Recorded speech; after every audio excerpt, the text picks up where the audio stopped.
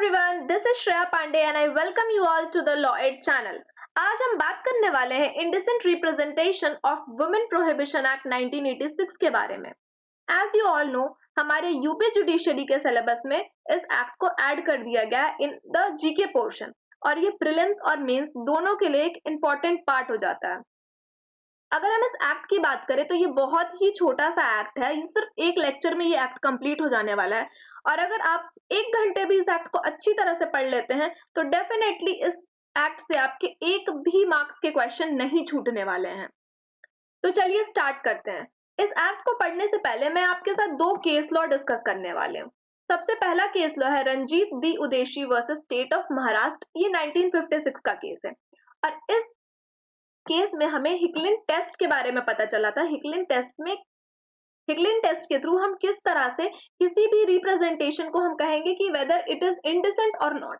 तो Hicklin test के according ये एग्जामिन करा जाता है whether the इम्प्यून्ड matter tends to deprave and corrupt those whose minds are open to such immoral influences। अगर हम किसी भी एक्ट को या किसी भी रिप्रेजेंटेशन को इंडिसेंट साबित करना चाहते हैं तो हमें ये देखना पड़ेगा कि क्या उस एक्ट से या उस रिप्रेजेंटेशन से एक जनरल पब्लिक का माइंड करप्ट हो सकता है। अगर ऐसा हो रहा है तो हिकलिन टेस्ट के अकॉर्डिंग उस एक्ट को हम इंडिसेंट के कैटेगरी में डाल देते हैं। And Hicklin test was laid down by the Queen's bench in Regina versus Hicklin. इस वाले केस में हिकलिन टेस्ट को बताया गया था और हिकलिन टेस्ट एक जरिया था जिसके थ्रू हम इंडिसेंट रिप्रेजेंटेशन या फिर ऑब्ससेनिटी के बारे में हम डिफाइन कर सकते हैं कि हम किस एक्ट को इंडिसेंट या ऑब्सीन मानने वाले हैं। ठीक है, इसके बाद एक इंपॉर्टेंट केस आया Avik Sarkar versus state of West Bengal. ये 2014 का केस है और इस केस में कोर्ट ने रिजेक्ट कर दिया हिकलिन टेस्ट को और अडॉप्ट किया कम्युनिटी स्टैंडर्ड टेस्ट। मतलब कम्युनिटी के स्टैंडर्ड के हिसाब से हम बताने वाले हैं कि whether this act is indecent और नॉट। तो ये दोनों केस जो थे ये एक जनरल केसेस थे, लेकिन अगर हम इंडिसेंट रिप्रेजेंटेशन की बात करें तो इस एक्ट के अकॉर्डिंग यहाँ वुमेन के बारे में बात हो रही है। हम इंडिसेंट रिप्रेजेंटेशन ऑफ वुमेन को प्रोहिबिट कर रहे हैं, मतलब ये एक स्पेशल लॉ हो गया जो कि फीमेल के लिए बनाया गया है। तो indecent representation of women prohibition act, this is the act number 60 of 1986। Although act number से रिलेटेड अब क्वेश्चंस नहीं देखे जाते हैं, लेकिन इन केस अगर पूछ लिया गया तो मैंने आपको बता दिया कि 60th एक्ट है ये। अब हम बात करते हैं कुछ इंपॉर्टेंट क्वेश्चंस के बारे में जो पूछे जा सकते हैं। पहली बात पूछा जाएगा कि प्रेसिडेंट्स की असेंट हमें कब मिली थी। तो ऑन 23 ऑफ दिसंबर 1986 को हमें प्रेसिडेंट की असेंट मिल गई इस एक्ट पर और इस एक्ट को इन्फोर्स कर दिया गया ऑन 2 अक्टूबर 1987। अब 2 अक्टूबर वर्ड आप इस तरह से याद कर सकते हैं कि 2 अक्टूबर को तो गांधी जयंती होती है, तो इस दिन ये कहा गया था कि हम इंडिसेंट रिप्रेजेंटेशन को प्रोहिबिट कर रहे हैं। ठीक है, बुरा मत देखो बुरा मत सुनो वाला कंसेप्ट आपको पता है गांधी जी ने क्या कहा था। तो 2 अक्टूबर आप ऐसे याद कर सकते हैं। ये बहुत ही छोटा सेक्शन है, बहुत ही छोटा एक्ट है जिसमें सिर्फ और सिर्फ 10 सेक्शन है। ठीक है, ये 10 सेक्शन इस लेक्चर में कंप्लीट हो जाने वाले हैं। अगर ऑब्जेक्टिव की बात करी जाए, इस एक्ट का ऑब्जेक्टिव क्या है आखिर? तो ऑब्जेक्टिव हमेशा प्रियम्बल बताता है हमें। तो ऑब्जेक्टिव ये है कि हम प्रोहिबिट करते हैं of indecent representation of women. अब किस तरह से हम प्रोहिबिट कर रहे हैं? तो हम एडवर्टीजमेंट को प्रोहिबिट कर रहे हैं, पब्लिकेशन प्रोहिबिट कर रहे हैं, किसी भी राइटिंग में हमें नहीं इंडिसेंट रिप्रेजेंटेशन करना है वुमेन का, पेंटिंग नहीं करनी है या कोई फिगर ऐसा नहीं बनाना है which is indecently representing a women. Section 1 की अगर हम बात करें तो section 1 is talking about the application and this act applies to the whole of India. After the Jammu Kashmir state reorganisation act जो कि लागू हुआ था 31 ऑफ अक्टूबर 2019 से, तो उस दिन से इस एक्ट को होल ऑफ द इंडिया पर अप्लाई कर लिया गया। अर्लियर ये जम्मू कश्मीर पर अप्लाई नहीं होता था। अब हम सेक्शन 2 देखने वाले हैं, ये बहुत ही इंपॉर्टेंट सेक्शन है। It talks about the definition clause and इस सेक्शन में हमें 5 डेफिनेशन मिलती है। सबसे पहले हम देखेंगे एडवर्टीजमेंट के बारे में। 5 डेफिनेशंस क्या क्या चीजें हैं? एडवर्टीजमेंट है, डिस्ट्रीब्यूशन है, इंडिसेंट रिप्रेजेंटेशन ऑफ वुमेन है, लेबल की डेफिनेशन मिलेगी हमें एंड पैकेज की डेफिनेशन मिलने वाली है। तो अब ए फॉर एडवर्टीजमेंट याद कर लीजिए। तो सेक्शन 2 के क्लॉज ए में एडवर्टीजमेंट की बात करी गई है। तो एडवर्टीजमेंट किस तरह से नहीं होना चाहिए? एडवर्टीजमेंट का मतलब बाय नोटिस हो सकता है, बाय सर्क्यूलर हो सकता है, बाय लेबल हो सकता है, किसी रैपर के थ्रू हो सकता है, डॉक्यूमेंट के थ्रू हो सकता है। तो ये सारा एडवर्टीजमेंट का तरीका होता है। अब विजिबल रिप्रेजेंटेशन हमें नहीं करना है, तो विजिबल रिप्रेजेंटेशन का मतलब क्या हो गया? ऐसे रिप्रेजेंटेशन जो लाइट के थ्रू हो सकते हैं, साउंड के थ्रू हो सकते हैं, स्मोक के थ्रू या फिर गैस के थ्रू, ये सारे रिप्रेजेंटेशन को हम विजिबल रिप्रेजेंटेशन की कैटेगरी में डाल देंगे। अब हम बात करने वाले हैं डिस्ट्रीब्यूशन के बारे में। तो डिस्ट्रीब्यूशन का मतलब हो सकता है, या अगर हम किसी को फ्री सैंपल्स दे रहे हैं तो वो भी डिस्ट्रीब्यूशन की कैटेगरी में आएगा। और अदरवाइज अदरवाइज मतलब हम किसी कॉन्टेस्ट के थ्रू या फिर पैसे पैसे देकर पैसे लेकर अगर डिस्ट्रीब्यूट कर रहे हैं तो वो सारी चीजें भी डिस्ट्रीब्यूशन की कैटेगरी में आती है।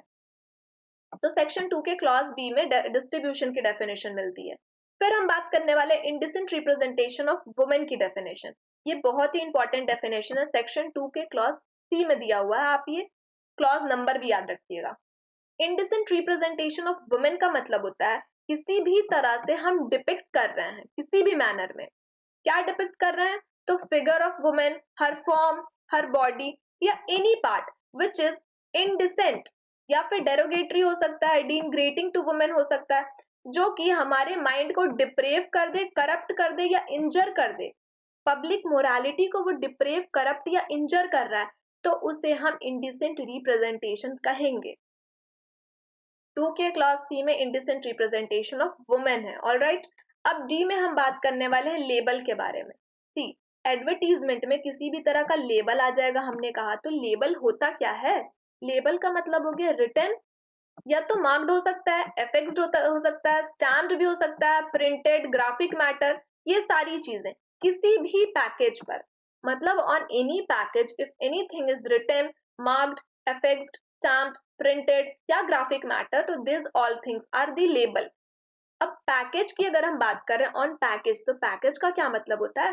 पैकेज मतलब कोई बॉक्स हो सकता है, कार्टून हो सकता है, टिन हो सकता है या कोई कंटेनर हो सकता है, ये सारी चीजें पैकेज हैं। तो हमारा सेक्शन 2 डेफिनेशन क्लॉज खत्म। इसमें 5 तरह की डेफिनेशन दी हुई है: advertisement, distribution, indecent representation of women, label and package. See, last में मैं आपसे कुछ क्वेश्चंस भी पूछूंगी, उसका क्वेश्चन का आंसर आपको कमेंट बॉक्स में देना पड़ेगा, इसलिए आप बहुत ही ध्यान से इस लेक्चर को देखिए।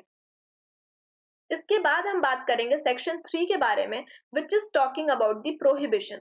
अब प्रोहिबिशन के बारे में हम सेक्शन 3 में देखते हैं और सेक्शन 4 में देखते हैं। सेक्शन 3 में हम एडवर्टीजमेंट को प्रोहिबिट कर रहे हैं, सेक्शन 4 में हम पब्लिकेशन को प्रोहिबिट कर रहे हैं।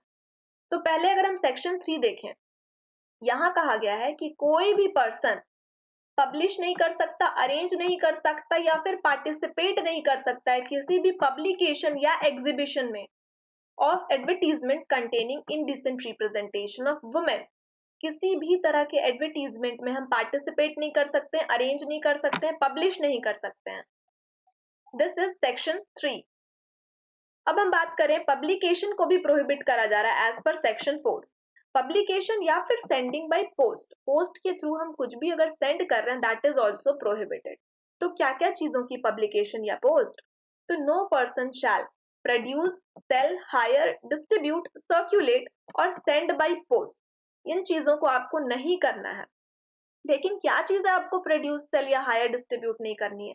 तो किसी भी बुक को, pamphlet, paper, slide film, writing, drawing, painting, photo representation या फिगर, इन चीजों को आपको पब्लिश या फिर सेंड बाय पोस्ट नहीं करना है।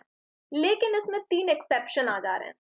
सेक्शन 4 के 3 एक्सेप्शन भी हैं, जिसमें आप पब्लिकेशन या सेंड बाय पोस्ट कर रहे हैं तो you will not be punished, and those 3 exceptions are: पहली बात कि if above things are done for the public good, अगर पब्लिक गुड के लिए किया जा रहा है। पब्लिक गुड का मतलब है हम इंटरेस्ट देखेंगे of science, art, literature, learning, general concern.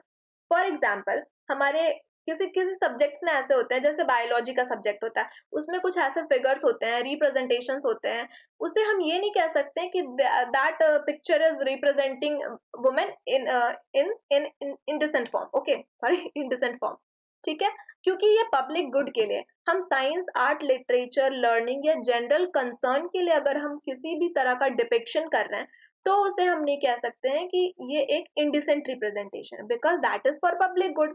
अब दूसरी बात, अगर हम कोई भी हरकत ऐसी बोनाफाइड वे में कर रहे हैं for the religious purpose, religious purpose के लिए अगर कोई भी अबव एक्ट हम कर रहे हैं तो वो हमारे एक्सेप्शन क्लॉज में आ जाएगा।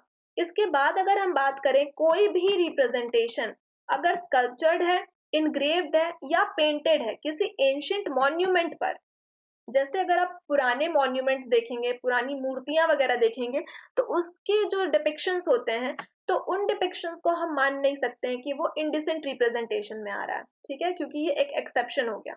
उसके बाद अगर हम टेम्पल की मूर्तियां जैसे देख सकते हैं, जैसे कई सारे साउथ के भी कई सारे टेम्पल्स हैं जिसमें कुछ डिपिक्शंस हैं फीमेल के, या फिर अगर कोई कार यूज हो रहा है किसी आइडल के लिए या फिर रिलीजियस पर्पस के लिए, कार को हमने इस तरह से सजाया है, या फिर कार में अगर किसी भगवान की मूर्ति है, कार मतलब रथ भी इंक्लूड हो सकता है, ओके, जैसे रथ वगैरह का हम इस्तेमाल करते हैं किसी भी टेम्पल में भगवान को ले जाने के लिए, तो those things will not come under section 4।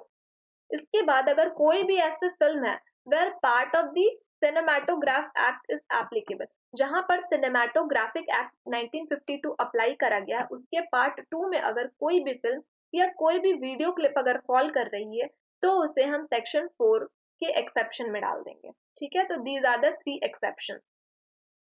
अब हम बात करने वाले हैं सेक्शन 5 के बारे में, which is talking about the power to enter and search. Section 5 में ये बात कही गई कि अगर आपको पता है कि कहीं पर कोई एडवर्टीजमेंट हो रही है, पब्लिकेशन हो रही है या डिस्ट्रीब्यूशन हो रही है किसी भी ऐसे चीजों की, या ऐसे बुक मटेरियल, फिल्म, सिनेमाटोग्राफ, कोई भी ऐसी चीज हो सकती है जो कि हमारे इंडिसेंट रिप्रेजेंटेशन को दर्शा रहा है, इंडिसेंट रिप्रेजेंटेशन ऑफ वुमेन, तब क्या हो सकता है? तो जो गजेटेड ऑफिसर होते हैं, गजेटेड ऑफिसर हो सकते हैं जो कि स्टेट गवर्नमेंट ऑथराइज कर रही है, तो उन्हें क्या अथॉरिटी मिल रही है उन पर्सन को, गजेटेड ऑफिसर को, कि वो एंटर कर सकते हैं और सर्च कर सकते हैं ऐसे प्लेस को जहां पर रीजनेबली आपको लग रहा है कि यहाँ पर तो वो एडवर्टीजमेंट हो रही है या यहाँ पर वो पब्लिकेशन हो रही है। और अगर ऐसा कोई एडवर्टीजमेंट आपको मिलता है तो आपके पास ये पावर है कि आप सीज कर सकते हैं अगर इस एक्ट के कॉन्ट्ररी कोई भी ऐसा एडवर्टीजमेंट हो रहा है। तीसरी बात, you can examine any record, register या डॉक्यूमेंट फाउंड। तो ये 3 पावर मिलने वाली है किसी भी गजेटेड ऑफिसर को, two power and enter and search. आप एंटर एंड सर्च कर सकते हैं, आप सीज कर सकते हैं, आप एग्जामिन कर सकते हैं किसी भी रिकॉर्ड, रजिस्टर या डॉक्यूमेंट को। अब नोट में यहाँ पर ये बात करी गई है कि आप ड्वेलिंग हाउस में एंटर नहीं कर सकते हैं विदाउट अ वारंट। और जहां पर सर्च एंड सीजर की अगर बात होगी तो आपको भारतीय नागरिक सुरक्षा संहिता 2023 के अकॉर्डिंग काम करना है, सर्च एंड सीजर करना है। अर्लियर इट वाज सीआरपीसी, ठीक है, तो जहां पर भी सीआरपीसी हम पढ़ेंगे उसे तो रिप्लेस कर दिया गया है, इसीलिए वहां पर हमने बीएनएसएस का इस्तेमाल किया, ठीक है। और इन केस अगर कोई भी चीज हम सीज करते हैं तो आप अपने नियरेस्ट मजिस्ट्रेट को इन्फॉर्म करिए और उनके ऑर्डर लीजिए कि हम क्या इस चीज को कस्टडी में ले सकते हैं। अगर मजिस्ट्रेट ये ऑर्डर कर दें फिर आप उस चीज को कस्टडी में ले लीजिए, ठीक है, उस एडवर्टीजमेंट को। अब हम बात करने वाले हैं पनिशमेंट के बारे में। तो सेक्शन 6 और सेक्शन 8 बात करता है पनिशमेंट से रिलेटेड। सेक्शन 6 में हम पेनल्टी देखने वाले हैं, सेक्शन 8 में हम नेचर देखेंगे कि ये जो ऑफेंस हो रहा है अंडर दिस एक्ट वो किस तरह का होता है। तो section 6 is talking about for contravention of section 3 and 4। Section 3 में क्या था? एडवर्टीजमेंट था। सेक्शन 4 में पब्लिकेशन था। तो अगर आप एडवर्टाइज कर रहे हैं या फिर आप पब्लिश कर रहे हैं किसी भी इंडिसेंट रिप्रेजेंटेशन ऑफ वुमेन को, तो अगर आप फर्स्ट टाइम ये काम कर रहे हैं तो 2 इयर्स तक की पनिशमेंट मिल सकती है और मैक्सिमम फाइन 2000 रुपीज तक का जा सकता है। लेकिन अगर आप सेकेंड या सब्सिक्वेंट कन्विक्शन अगर आपको मिल रही है तो मिनिमम 6 महीने की आपको जेल हो सकती है, जो कि मैक्सिमम 5 ईयर तक जा सकता है, 5 ईयर्स तक जा सकता है। एंड मिनिमम फाइन 10,000 रुपीज होगा एंड मैक्सिमम 1 लाख रुपीज तक का फाइन जा सकता है। ये पेनल्टी वाला सेक्शन आपके लिए बहुत इंपॉर्टेंट हो जाता है बिकॉज इसे हम देख सकते हैं कि ये प्री के क्वेश्चन में पूछा जा सकता है, एमसीक्यूज के फॉर्मेट में ये आ जाएगा, whether it is Rajasthan judiciary या फिर यूपी जुडिशरी। और यूपी जुडिशरी आपका कभी भी आ सकता है, इसीलिए इन सेक्शंस पर बहुत ही फोकस करिए। आप पहली बार पढ़ रहे हैं तो एक ही बार में कोशिश करिए कि ये याद हो जाए, इसके नेक्स्ट टाइम में आपको सिर्फ रिवाइज करना पड़े, समझने का काम सिर्फ एक बार करना है आपको, ठीक है। पेनल्टी हमने देख लिया। सेक्शन 3 और 4 की कॉन्ट्रावेंशन में अगर फर्स्ट टाइम हो रहा है तो 2 इयर्स तक की punishment and maximum fine 2K rupees, 2000 rupees, okay. And second या सब्सिक्वेंट कन्विक्शन हो रहा है तो मिनिमम 6 मंथ, जो कि एक्सटेंड करता है 5 ईयर्स तक की punishment, and minimum fine will be 10,000 rupees, जो कि 1 लाख रुपीज तक जा सकता है। अब हम इस ऑफेंस के नेचर की अगर बात करें तो सेक्शन 8 में नेचर ऑफ द ऑफेंस दिया हुआ है कि this will be a cognizable and bailable offence. Cognizable offence मतलब एक सीरियस काइंड ऑफ ऑफेंस हो गया, और बेलेबल का मतलब है कि आपके पास इसमें राइट है कि आप बेल के लिए अप्लाई कर सकते हैं कोर्ट में। Now comes section 7 which is talking about the offenses by companies. अगर कंपनी के द्वारा कोई भी ऐसी एडवर्टीजमेंट हो गई या पब्लिकेशन हो गया या फिर उन्होंने डिस्ट्रीब्यूट कर दिया, पोस्ट कर दिया, या रजिस्टर्ड पोस्ट के द्वारा कहीं कुछ ऐसी चीजें भेजी है, तो कौन पर्सन इसमें गिल्टी हो सकता है? तो जिस भी पर्सन के पास इंचार्ज था at the time of commission of offence, जब ये ऑफेंस हुआ है तो जो भी person at that time was in charge, तो he will be guilty. If when no offence, कब हम मानेंगे कि कोई ऑफेंस नहीं हुआ है, मतलब उस पर्सन के द्वारा ये ऑफेंस नहीं करा गया, अगर वो पर्सन ये प्रूव कर दे कि ऑफेंस तो तब हुआ है, उसके नॉलेज के एब्सेंस में हुआ है, उसे पता ही नहीं थी कि ऐसा कुछ हो रहा है। और दूसरी बात, अगर वो ये बोल दे कि उसने ड्यू डिलिजेंस लिया था, उसने केयर किया था, उसने नेग्लिजेंस नहीं बरती थी, उसने प्रिवेंट करने की कोशिश करी थी इस ऑफेंस को, उसके बाद भी अगर ये चीजें हो जा रही है, तो that person will not be an offender in this case. Okay, and who will be punished? अब हम पनिशमेंट किसको देंगे? तो हम डायरेक्टर, मैनेजर, सेक्रेटरी या other officers of the company, जो कि इंचार्ज है उस पर तो चार्ज हम लगा ही रहे हैं, साथ ही साथ डायरेक्टर, मैनेजर, सेक्रेटरी या अदर ऑफिसर जो है कंपनी के, उनको भी ध्यान देना चाहिए था। उन पर तो पनिशमेंट, जाहिर सी बात है कि उन पर पनिशमेंट लगेगा अगर आपकी निगरानी में कोई चीज हो रहा है, आपकी कंपनी में कोई चीज हो रहा है। ठीक है, अब हम बात करने वाले हैं सेक्शन 9 के बारे में। सी सेक्शन 7 हमने देख लिया, सेक्शन 7 से पहले ही हमने सेक्शन 8 यहाँ पर देख लिया। ठीक है, ध्यान रखेंगे आप, कॉग्निजेबल एंड बेलेबल ऑफेंस। इसलिए अब हम आ रहे हैं सेक्शन 9 के बारे में। सेक्शन 9 और 10 हम एक साथ पढ़ने वाले हैं। सेक्शन 9 में बात करी जा रही है protection for action taken in good faith. Section 9 is talking about protection for action taken in good faith. See, कोई भी सूट, प्रोसीडिंग या प्रोसिक्यूशन हम नहीं चला सकते हैं किसी भी स्टेट गवर्नमेंट पे, सेंट्रल गवर्नमेंट पर, या फिर कोई भी ऑफिसर्स जो कि स्टेट या सेंट्रल गवर्नमेंट का हो, अगर उन्होंने गुड फेथ में कोई एक्ट करा। ठीक है, and section 10 is talking about the power to make rules. अब रूल मेकिंग पावर किसके पास रहेगा? तो सेंट्रल गवर्नमेंट के पास रूल मेकिंग पावर होने वाला है इस एक्ट का। और इसी के साथ हमारा ये एक्ट कंप्लीट होता है। आई होप आपको इस एक्ट के बारे में अच्छे से समझ में आया होगा। अगर आप इन नोट्स को अच्छी तरह से पढ़ें, आपको अगर नोट्स चाहिए तो आप मेरे टेलीग्राम हैंडल पर मुझे पिंग कर सकते हैं, मैं ये पीडीएफ आपके साथ शेयर कर दूंगी। आप इन नोट्स को अगर अच्छे से पढ़कर जाते हैं तो आई कैन अश्योर कि आपका एमसीक्यूज में एक भी क्वेश्चन गलत नहीं होने वाला है, whether it is of UP judiciary और इज इट ऑफ आरजेएस, या जहां पर भी ये indecent representation of women prohibition act आता है। अब चलिए कुछ क्वेश्चंस आपसे मैं पूछती हूँ। हमारा पहला क्वेश्चन है, indecent representation of women prohibition act कहाँ डिफाइन करा गया है? सेक्शन 2 डेफिनेशन क्लॉज है। सेक्शन 2 के किस सब क्लॉज में हम इंडिसेंट रिप्रेजेंटेशन की डेफिनेशन देखे हैं? इसके बाद अंडर विच सेक्शन हम एडवर्टीजमेंट को प्रोहिबिट कर रहे हैं? Under which section we are prohibiting the advertisement of indecent representation? तीसरा क्वेश्चन आपका है कि अगर हम पेनल्टी दे रहे हैं तो सब्सिक्वेंट कन्विक्शन के लिए कितनी पेनल्टी मैक्सिमम जा सकती है? आप फाइन भी हमें बताइए और इम्प्रिजनमेंट भी बताइए कि कितने से कितने ईयर्स तक की इम्प्रिजनमेंट मिल सकती है। तो ये कुछ क्वेश्चंस हैं। अगर आपको इन क्वेश्चंस के आंसर नहीं पता है तो आपने इस वीडियो को ध्यान से नहीं देखा है। आप इस वीडियो को एक बार फिर अच्छे तरह से देखिएगा और आप फिर मुझे कमेंट सेक्शन में इसके आंसर्स बताइएगा। इसकी पीडीएफ भेजने का तरीका मैंने बता दिया। आप मुझे टेलीग्राम हैंडल पर मैसेज कर सकते हैं, मैं अपने डिस्क्रिप्शन बॉक्स में टेलीग्राम हैंडल डाल दूंगी, आप मुझे वहां पिंग करके ये पीडीएफ ले सकते हैं। मिलते हैं हमारे नेक्स्ट वीडियो में जिसमें मैं डिस्कस करने वाली हूँ डाउरी प्रोहिबिशन एक्ट।